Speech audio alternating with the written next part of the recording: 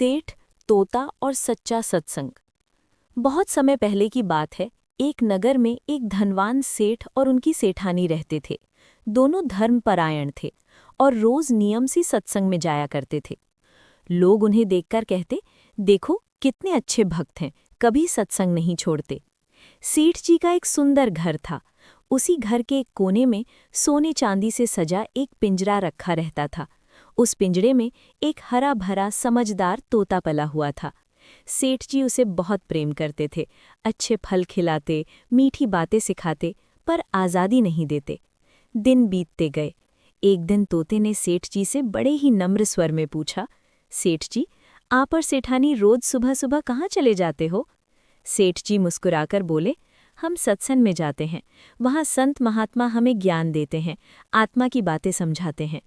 तोता कुछ पल चुप रहा, फिर बोला, सेठ जी, अगर ऐसा है तो मेरी तरफ से भी संत महात्मा से एक सवाल पूछ लेना। सेठ जी ने आश्चर्य से पूछा, क्या सवाल है? तोते ने कहा, उनसे पूछना कि मैं इस पिंजरे से आज़ाद कब होऊंगा।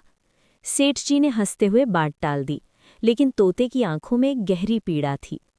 अगले दिन सत्संग के बाद सेठ जी को तोते की बात याद आ गई।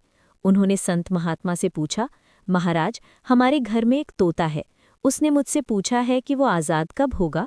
जैसे ही संत ने ये सुना, वे अचानक आंखें बंद करके वहीं गिर पड़े, बेहोश हो गए। सत्संग में हड़कंप मच गया। सेठ जी घबरा गए। उन्होंने सोचा, मैंने ये क्या पूछ लिया।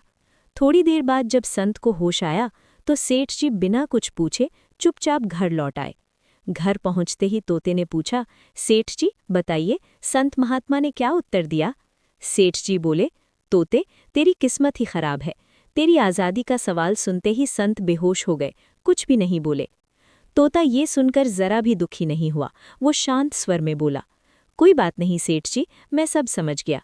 सेठ जी को ये बात अजीब लगी, पर उन्होंने ध्यान नहीं दिया। अगली सुबह का समय था। सेठ जी तैयार होकर सत्संग जाने लगे। उसी समय तोते ने पिंजड़े में तड़पना शुरू कर दिया। थोड़ी देर बाद वो एकदम शांत हो गया और जानबूझकर बेहोश होकर पिंजड़े में गिर पड़ा। सेठ जी दौड़कर आए। उन्होंने देखा, तोता हिल नहीं रहा। सेठ जी ने दुखी होकर कहा, अरे, लगता है मेरा तोता मर गया।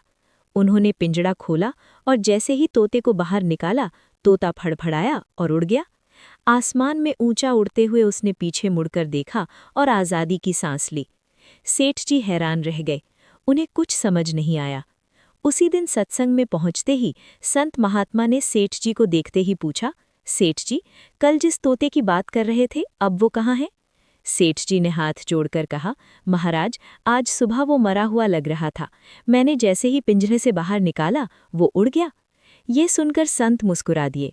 उन्होंने सेठ जी से बहुत ही गंभीर स्वर में कहा, सेठ जी, क्या तुमने आज कुछ सीखा? सेठ जी चुप रहे। संत बोले, देखो सेठ जी, तुम रोज सत्संग में आते हो, ज्ञान सुनते हो, सिर हिलाते हो, लेकिन आज भी मोह माया के पिंजड़े में बंद हो। और उस तोते को देखो, वो कभी सत्संग नहीं आया, पर मेरे एक मौन संकेत को समझ गया और अपने बंधन से मुक्त हो गया। सेठ जी की आंखें भर आईं। संत ने आगे कहा, तोते ने ये समझ लिया कि जब तक मैं और मेरा छोड़ा नहीं जाता, तब तक आज़ादी नहीं मिलती। उसने मरने का नाटक किया, अहंकार को मरा हुआ दिखाया और मुक्त हो गया। दोस्तों, हम भी रोज सत्संग में जाते हैं, ज्ञान की बातें करते हैं, लेकिन हमारा मन अभी भी धन, स्वार्थ और अहंकार में उलझा रहता है। हम वही बात पसंद करते हैं जिससे हमारा फायदा हो, और जो सत्य हमें चुभता है उसे हम नज़रअंदाज कर देते हैं। सच्चा सत्संग वही है जो हमें अंदर से बदल दे।